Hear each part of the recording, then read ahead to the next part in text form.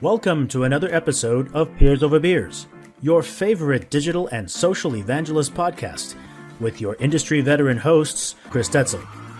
This podcast starts now. Welcome to another Peers Over Beers. My name is Chris Detzel, and we now have a long-timer, Nicole Saunders, here. So, Nicole, how are you? I'm doing well. Thanks for having me back again, Chris.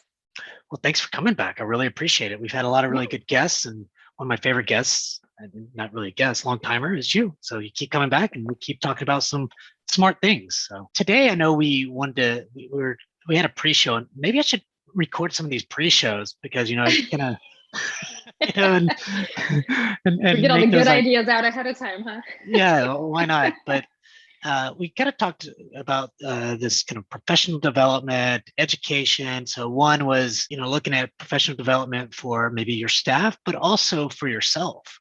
And how do we do that? And so I think that's going to be a good discussion today. What do you think?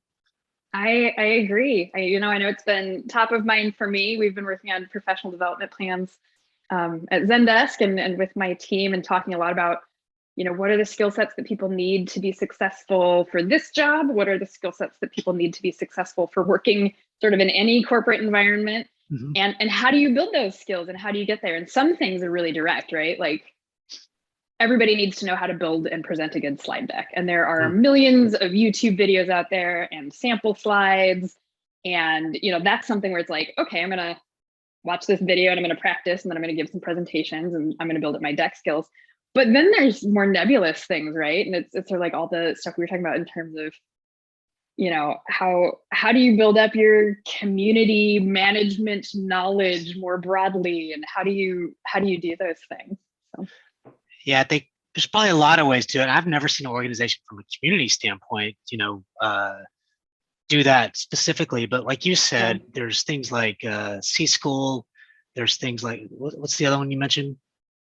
The CMX Community MBA. Oh, that's right. And so there are things out there to kind of help you understand community management as a whole. My assumption is that they'll talk about content strategy, engagement strategy, and, maybe even how to build a community and things like that. And, but something that I always said is a lot of times, especially for like you and me, that have been in the industry for a long time, what are things that we can do? And I think sometimes you just have to push yourself to go out there and do things like, present outside of certainly presenting in front of your company. So that's always a little bit scary if you're a first time presenter. It's just a matter of doing it. You're going to mess up some, you're going to, but you'll get a lot of good feedback. It's sometimes scary to speak in public, and sometimes you got to push yourself to maybe even go outside of that and talk about community management. And that's a little scary because then you have peers judging you. So you think, about how you, maybe you do sometimes, right? Maybe, although I would say most of the time people are so supportive, especially in the community management world. I remember the first time I got up and gave a presentation at CMX, and man, I will tell you, I worked on that presentation for months. Yeah. Like my husband had it memorized by the time I got on stage because I had done it so many times. And I was still tweaking slides the night before the presentation stuff. And you get up there and then you just realize like, all of these people want you to be successful. Yeah. They want to hear what you have to say. They're not going to judge if you trip up your words or forget one little piece. And unless you're saying something really incredibly controversial, probably, you're sharing stuff that's really going to help other people.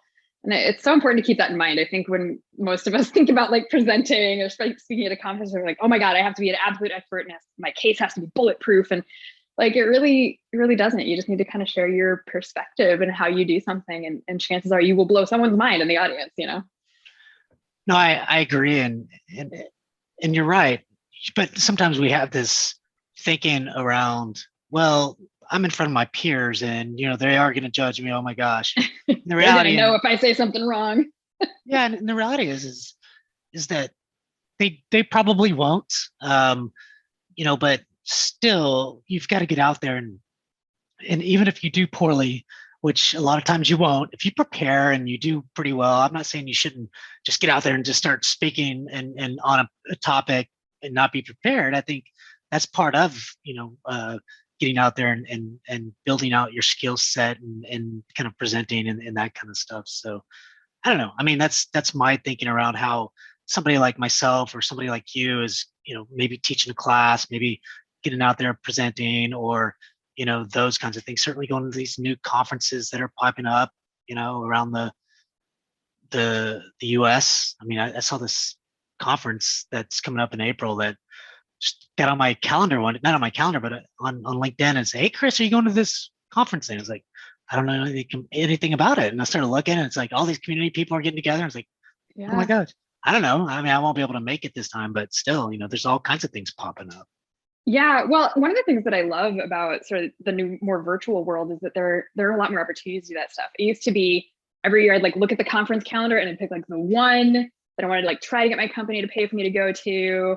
And like that was it. That was my thing for the year. And now that a lot of these are virtual, I just went to Topia, had a community unconference on Wednesday, and I went and participated in that.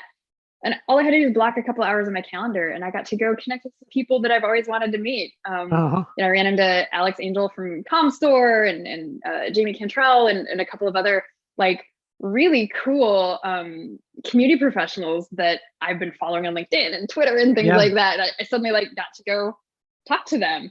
So I think it's so important to get out there and network. And it always surprises me how many people don't do that, because I know I've gained so much value from getting out there and talking to other community professionals and hearing how they do things at their organization, and just kind of getting, it's so funny. I always talk about this in my own community, right? It's getting those real world experiences from other people that are doing the thing that you're trying to do, and hearing about it. I also think, and we were talking about this a little bit in the pre-show, you really become an expert at something when you start to teach it.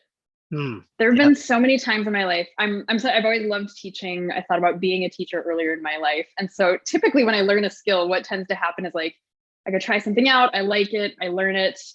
And then I eventually get certified and start teaching it. I did this with martial arts as a kid. I've done this with music. I was taking a class at my gym for a while, and now I teach a dance aerobics class because of it. And nice. But the thing is that like you can get to a really high level, and then once you start teaching it, you get to this whole new level. And there's something about the way that you process the information when you start trying to teach it to somebody else that really helps your brain like lock it in, formulate your view. And so I encourage everybody to try to teach something that you want to be really good at to someone else.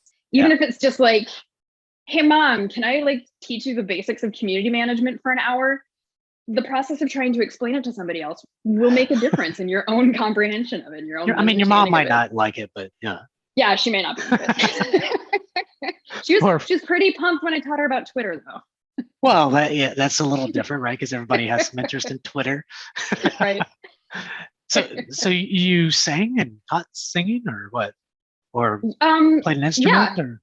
Yeah, I play the guitar and I sing, and I've never taught super formally, but I've taught people a few guitar chords here and there, or some basic vocal techniques and things like that. And maybe we'll have you like during one of these shows right before or podcast.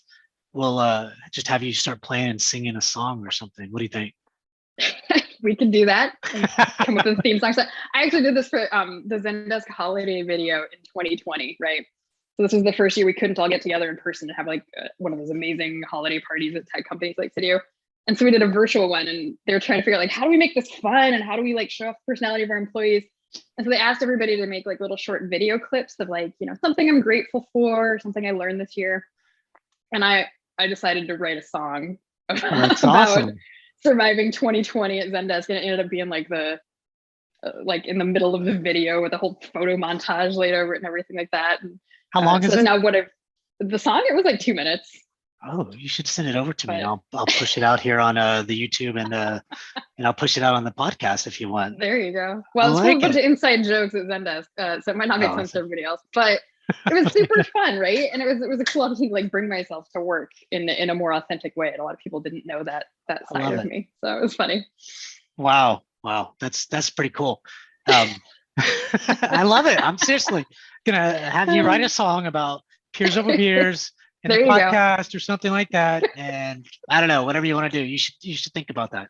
All right. 1 minute or 2 is fine. Yeah, I usually have my guitar propped up right here. It's just, I think I remember seeing that before. Yeah, it's been in its case for a couple weeks here, but probably time to pull back out. Yeah, think about it. Just think about it and let me know. All right. All right. So back to the Yeah, back topic on of topic. learning and teaching and things like that. But no, that was fun. I kind of enjoy that. Love to hear it. Um, you know, as I kind of think about Reltio as an organization and their training and even when you think about when somebody onboards for the first time is something that we're working on in a big way. Training, I'm not sure, and more Yeah. specifically community management. I think that's going to be on me. So, because as I hire, I'm going to have to figure out, what's the best way to kind of do that. And I think in the beginning is probably just going to be more of hands-on type stuff. Mm-hmm.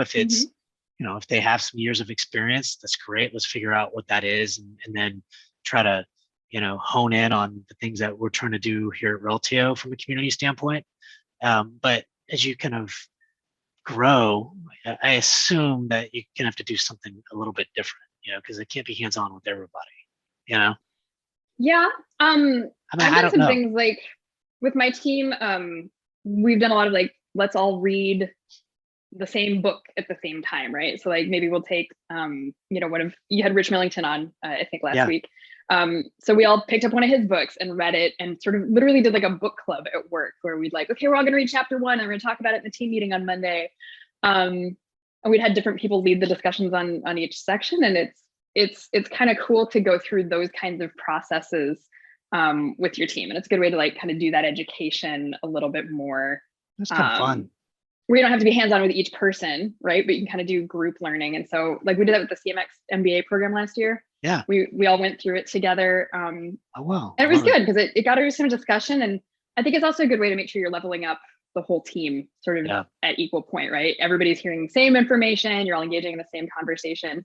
So those kinds of things can be really handy. But yeah, it's interesting. Like Zendesk offers a ton of like mentorship opportunities and leadership programs, and there's all sorts of professional development stuff. But when it comes to specifically community management, I've definitely had to kind of go seek that out. It's one of the things when you're sort of the tip of the spear of the organization, if you will, is like having to figure out what are those resources and who are those experts you can bring in and that kind of thing. And I think that's very interesting because in how you've done that, that's really a great way to kind of get everybody engaged and involved, but also it's like a team exercise. If you had to make me read books, though, I'd be like, oh, I'd have to read the. Well, I sent him all the books for Christmas, and then I felt like I was a really lame boss just sending like work related stuff. So I followed it up with some treats.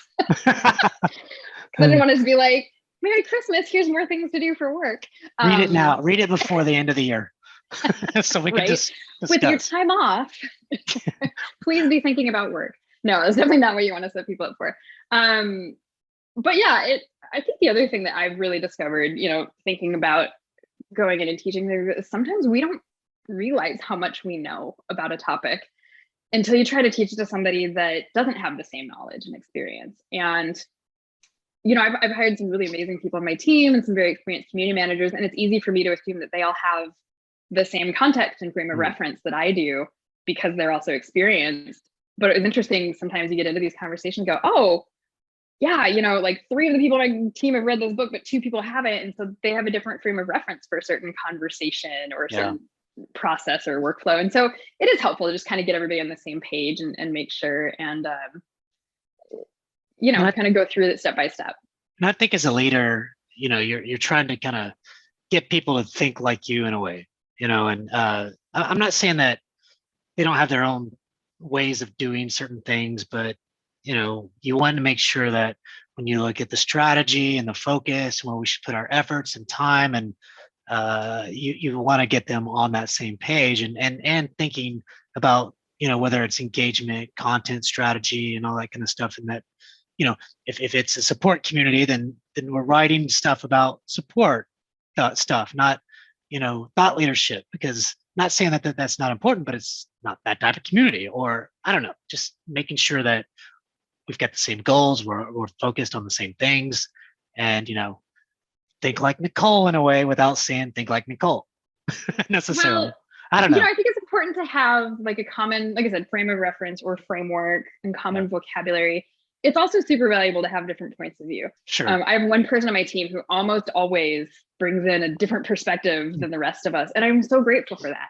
Because it's so helpful to have somebody that is looking at things from a different angle, and it's making us question our decisions and make sure that we're really validating that what we're doing is the thing we want to be doing. But to your point, you do want to have some things where it's like you've got a common ground to work from. Or when I say, hey, I need a strategic outline, everybody knows what that means. Yeah. And that was like something that I realized at one point where I was like, okay, everybody, I want your strategic outlines by this date. And they're like, not everybody knew what that meant, right? And like, well, what does that need to include? And so some people approach it from a more tactical level, and some people approach it from a more philosophical level. And so we kind of had to have a common understanding. Hey, when we talk about putting together a strategy, what does that actually mean? What does that need to include? What level of fidelity are we talking about? It's a good point, because that happens to me all the time. I'll be on these, hey, Chris, I need your, your executive overview and your data around community. And I'm thinking, well, this is a new thing. So how is everybody else doing this executive overview? So I'm looking at, how the customer's doing it, how marketing's doing it, how product's doing it, because, I can have access to kind of their stuff. And generally I'm not the first one to have to go do it. So I'm like, all right, it looks like this. So I'm going to try it and see what happens, and, you'll get feedback. But it's a good point, because things change a lot. But when you start thinking about the language of, I need your strategic outlines. Well, what does that look like? How do you do that? Because it's not, I make shit up all the time, to be honest. Like I just assume, okay, well, there's nobody here to guide me to do this, so I'm going to try it, and, you try to be smart and look at what others have done. But you're right. I mean, it's a extremely good point, but I think it also helps them to know what a strategic outline is.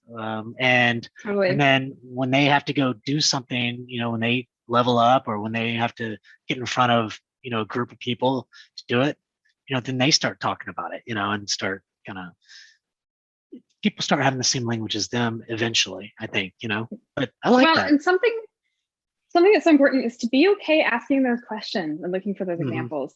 Earlier in my career, I felt like part of being an expert was like, I have to like come up with this from scratch, and I have to invent my own version of it. Like, no, copy, borrow, and then add your own spice to it, and make it your own. But there's so few things you actually have to build from scratch without, a little bit of help or support or things like that. And then there's some things, especially in the community initiative, like there are really well-known processes of like, hey, if you're implementing user groups, here's what works. Yeah. Follow this formula and implement this, and it should be successful at your organization as well. Now, you may have to make a few adjustments, for your specific goals or your specific audience or something. But in a lot of these cases, I was telling my team, like, don't go reinvent the wheel. Yeah. Go look at those resources out there. Go participate in the communities for community managers. Go watch those videos. Go listen to those podcasts. People have figured out how to do some of this stuff. And it's not to say there's not room for innovation, but you don't have to start at square one. You can probably start at square three. This is such a good point. It's like I was talking to someone earlier today, and they're building a community from scratch. And I was like, well, when you build a community from scratch, and this person was talking about, well, all this customer's point of view and everything else. And it's like, that's one way to do it. I was like, but when I go and build a community from scratch for a B2B company, I already know what they need. There's no community. So I already know, and if it's a support community, I know exactly what to go do. Exactly. Now, I'm not saying I won't reach out to customers, but that's not the first thing I'm going to go do. I already know what they need. They have a problem somewhere or two with the product.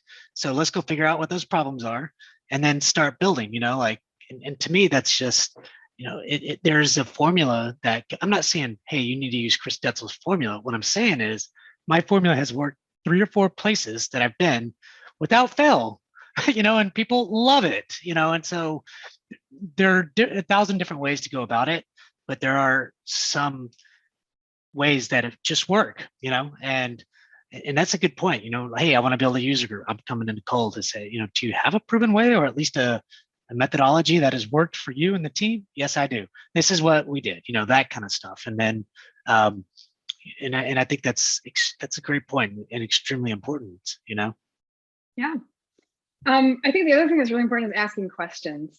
A lot of people, especially when they're in a growth phase of their career, sort of have that imposter syndrome, or I don't want to ask questions because I don't want to look dumb, or I don't want to ask questions because I don't want it to look like I don't know what I'm doing. And the thing I always tell people is the only time you're going to look dumb is if you didn't ask a question that you should have, and you came in without the information you needed. And so it's like, always ask the question. It's just like elementary school. Chances are somebody else in the room also has that question and is also scared to ask it.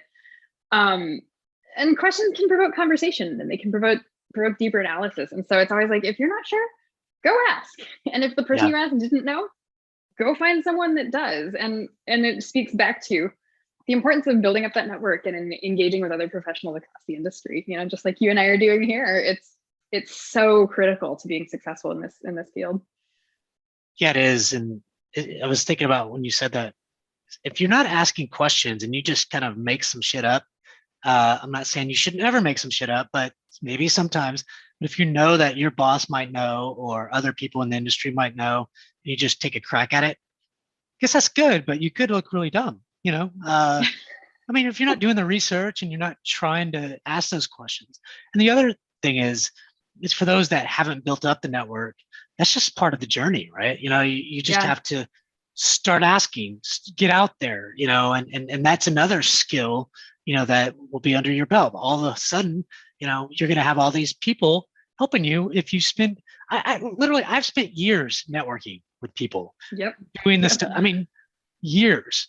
And so I got to the point, like, even with this peers over beers, for example, now, I'll find somebody interesting like you. And I was like, she has some interesting things to say. She's been there for a long time. Why, I don't know if she'd be interested, but maybe she'll want to do the podcast with me.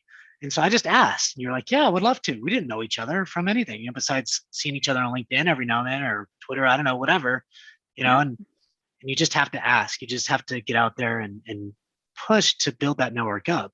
I mean, if I didn't ask you, then I would never know you really, like I might get lucky and see you at a conference or something one day.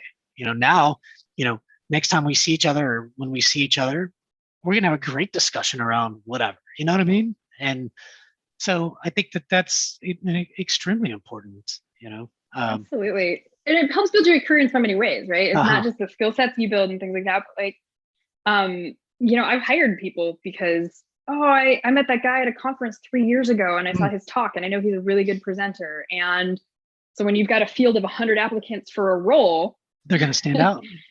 That person's going to stand out. You already know something about them. You know more information about them. You know a skill set that they have. And, it doesn't have to be presenting at conferences. We've used that example a couple of times, but it can be something as simple as just reaching out and being like, hey, would you have a 20-minute Zoom conversation? I mean, I try to do this multiple times a month. I will surf around both my company directory and then also LinkedIn or community things and just find somebody that I don't know that looks interesting. And be like, can I grab 20 minutes with you and just learn about what you do?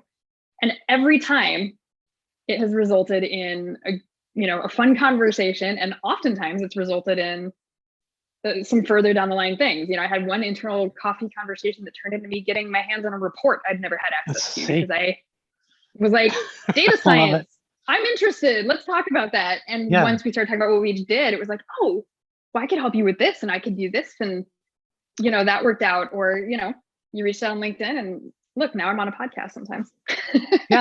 And hopefully you keep coming. I like that. You get me started thinking, and it's networking is more than just reaching outside of, your company. I like that a lot because one, when I first start a company, I'll just start looking through the directory because I know the people that I want to talk with. I don't know them personally, but I know that, the smart people I need, the leaders I need. And so I'll probably have 40 or 50 conversations in 2 weeks, literally. But something else I've done at other companies, and sort of this one, it seems like when somebody new comes now, they just want to talk to me because their boss says, go talk to Chris Detzel and these other people, right?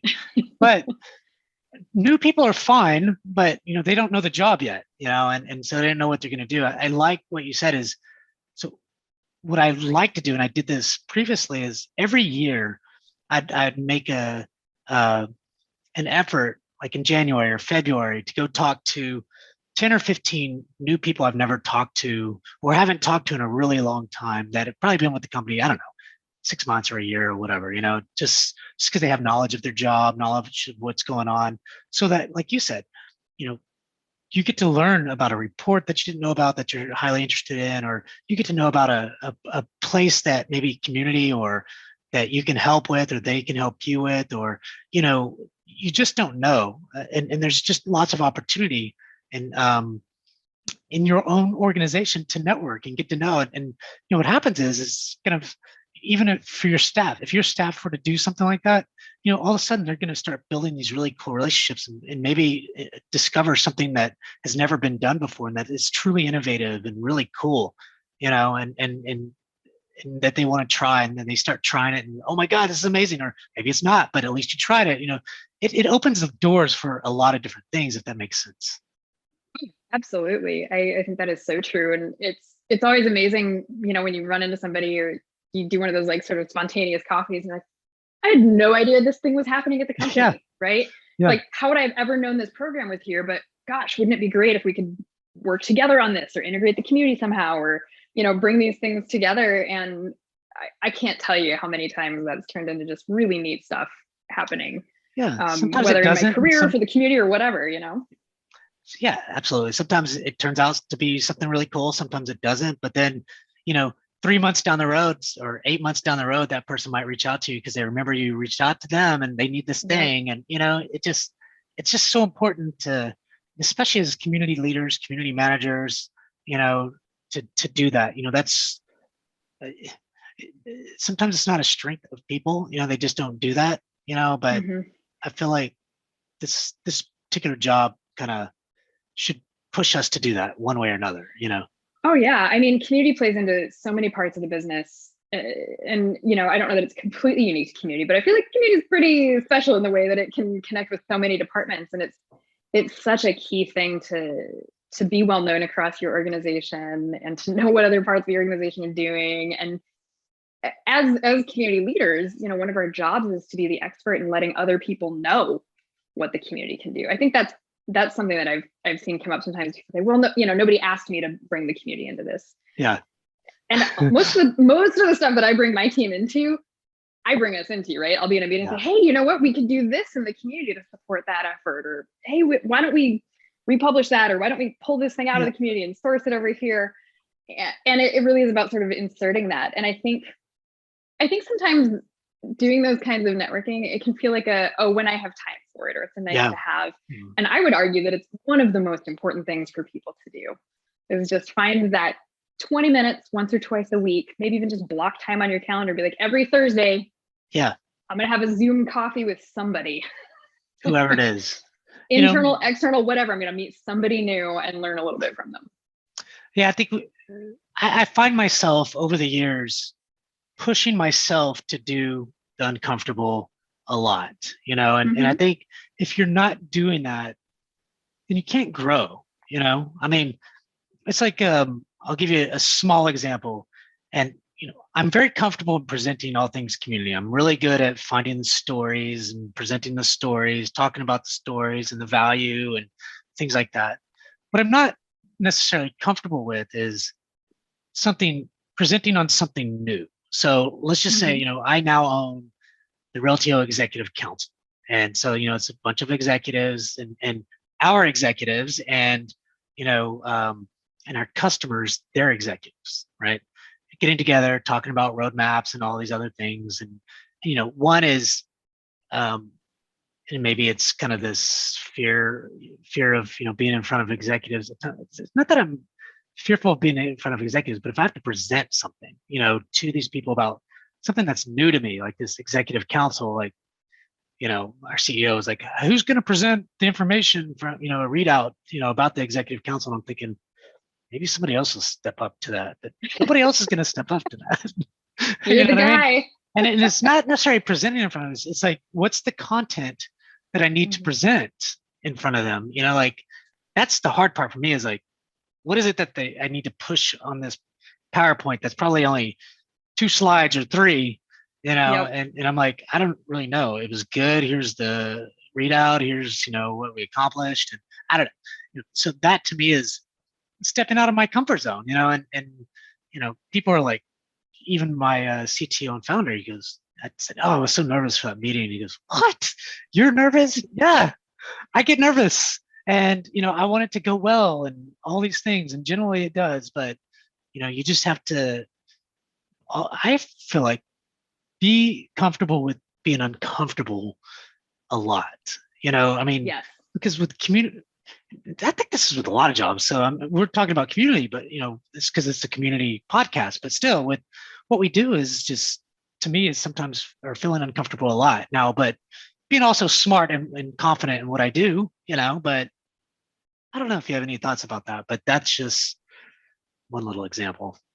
Well, I think, the thing that you said is you have to get comfortable with being uncomfortable. And I think it is so true that like if you are comfortable with what you're doing most of the time, Yeah. you're probably not growing very much, right? Yeah. And it's not that you have to be uncomfortable all the time. Nobody's going to function well if they're constantly in high state of stress either.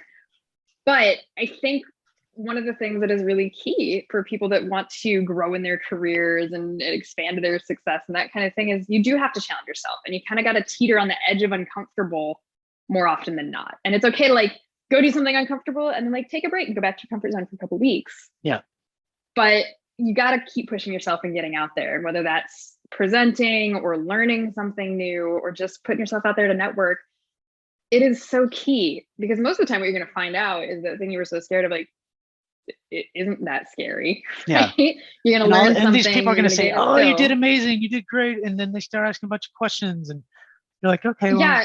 It's like, I think we all think that like everybody's going to like call us out, or like other people know so much more than we do. And the reality is most people are learning as they go. Most people are building their skill sets as they go through. And, something I always tell my team members is like, you weren't hired because you were going to know exactly what to do all the time. Yeah. You were hired because I believe in your ability to figure it out. Yeah.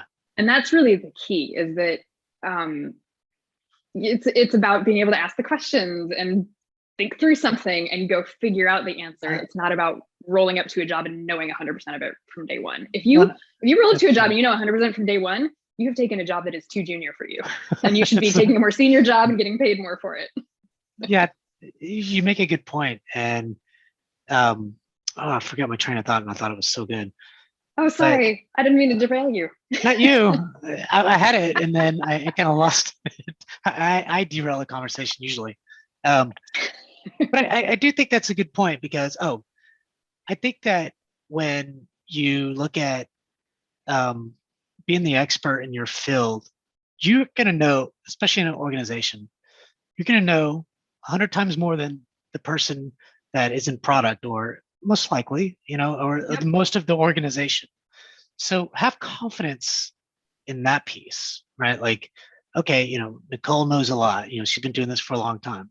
But you know what? The second person that knows the most is you, or whatever. And maybe you know about certain areas that Nicole doesn't, or a little bit more, or those kinds of things. But I think, you just have, I think confidence is the key to kind of think about. Like when I went to Imperva several years ago, I was used to, I had a boss that would really help me kind of think through certain things about community, because I wasn't the expert. But when I went to Imperva, I was the one starting the community from scratch. And so I was uncomfortable all the time, getting in front of leadership, and I'm thinking, holy shit, but then I was serious. Like I had to present in front of the CEO's staff. I had to present in front of the entire company, especially in the beginning, because I had to get the community kind of rolling. And so what I had to do was, one is have confidence that I knew for the most part what I was talking about. I didn't know everything, but that was what I was afraid of, is that I might be stumped, or I might be, and then just practice, have that presentation, practice. Don't just throw this presentation together and just don't practice it, because if you do, you could fail and say ums a lot. I'd say ums a lot already, and but I think that's the key. Is a person told me one time, she said she was a leader, she's my boss, or boss's boss, and I made a call of a vendor selection, and I said, hey, because somebody wanted to go with Salesforce, for example, communities.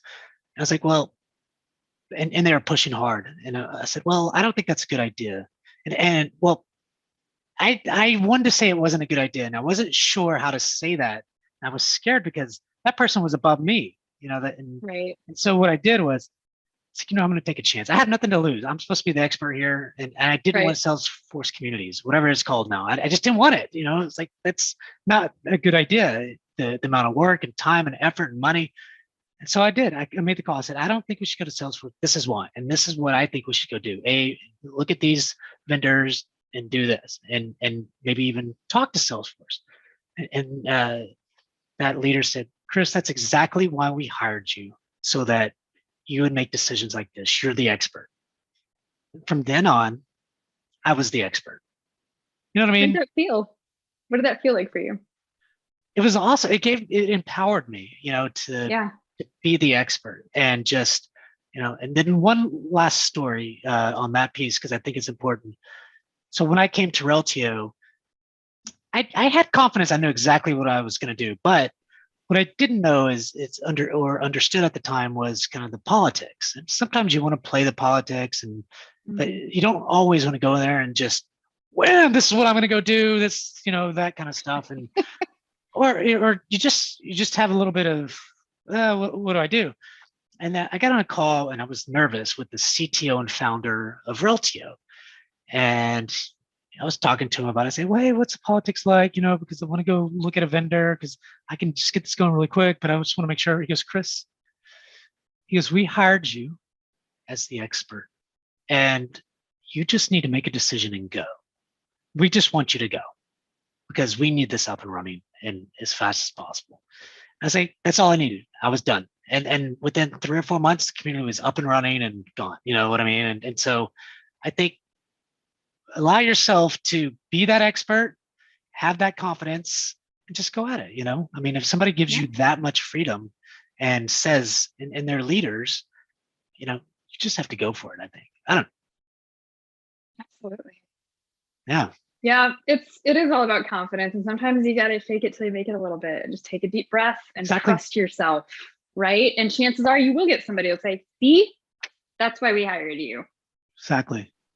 And it can be scary, especially the first time you do it. I think back a few years ago when I was at a little bit more junior level, and the first time I had to go present to C staff. And man, we spent months getting ready for that and rehearsing. And I had 2 slides. It was my whole team, right? We were a team of managers, and we each had 2 or 3 slides for our section. And I spent so long preparing, getting ready, and we went in and it went so well. And now I do quarterly and sometimes monthly updates for C staff. And I still spend a fair amount of time preparing my slides and getting ready, being thoughtful about it. But we're not talking months. We're talking a week or 2 maybe to get ready. And so it does get better with practice, and it is scary the first time you do it, but it's such an important thing to go do and skill set to build up. No, it is. One time I had to, when I was at Imperva, present in front of C staff, and I had all these, you only get supposedly 15 minutes. And so I put together 5 slides, and I practiced and said some stuff. And, when I finally got in there, I'm sweating, my pits are kicking, and everything else. And I'm thinking, oh my God, but I went in there with confidence and everything else. And I didn't even get through the slides. I went to one slide and they just started asking me a bunch of question after question after question. But it was good because I pretty much knew all the answers. I knew kind of what they were. And I was like, well, I prepared these slides. It was good, but I didn't use them. But and it's okay, right? Because sometimes the act of preparing the information gets it in your head, and then when they start throwing those questions at you, have you ever had that experience? Someone asks you a question and you start answering it, you're like, wow, that sounds really good. I know what I'm doing here, right? And so sometimes it kind of goes back to where we started. When you're teaching other people things, that's oftentimes when you realize how much you actually know about a topic and how much expertise you actually have. I think it's really easy to forget sort of for somebody that doesn't do this at all and they're coming in fresh.